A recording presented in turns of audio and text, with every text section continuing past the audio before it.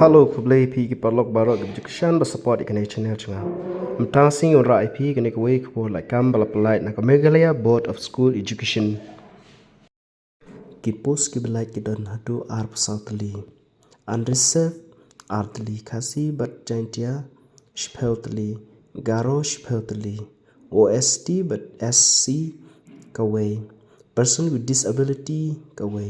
total barok kalong arp southly. But ka jinsi biyo ha gane ka post balai ka long ka jins sedang ka day starting arpun rihujar san spa but kan kod hadu ripu arhajar sau spa. Ki candidate ki bala pan apply kini ki post balai ki long tang gitu ki candidate ki bala dep ya ka degree ha ki stream ki prepare kum ka arts science commerce badro ki bala itu na ka university. But sakawai ro gitu candidate ki ba don jinang jing tip ya ka computer kila ban apply ka age limit ban apply gini post kadai barit do kadai khat prasnem bat bahe do kadai life or snem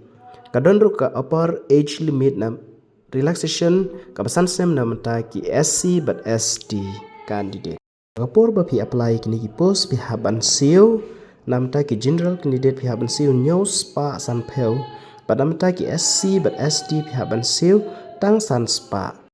but katarik khadu ban apply ya kane ka post kadai apply tarik banai bashipeu arhajar arphosa kata kamut next month October hadu apply tarik pidang don ka por ban apply tang wajib up ya ka last moment ne ka ba khadu ba pin apply no kloi gitu ki bran jingmut ban apply kini ki post basa kawairu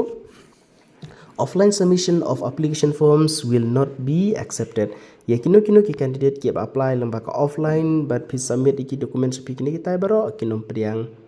ya kene ki post ki method of selection kumno bakin jit banangkong pin sadon ka exam ka test general english pin don san pheu mark general awareness but ka aptitude pin don sis pa mark kata kamut sis pa san pheu baro. The question will be objective type and OMR sheet will be used pekatu pihaban penon kam kemba kila pha enda pila dab ikine ki exam test preliminary test pinsadon saka typing speed computer skill but kumno pidon jinai tip yaka computer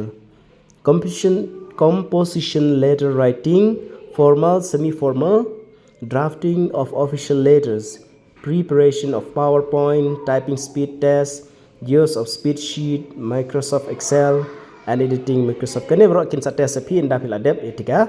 exam practical ru kansadon ka written test ru kadon ha ka desktop only no request for hand written answer script will be entertain look pe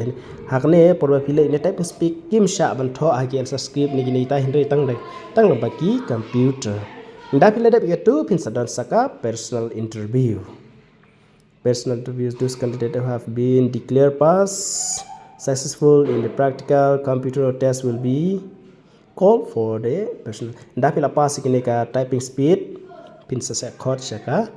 personal interview. Before the personal interview, the original documents and application of the candidate will be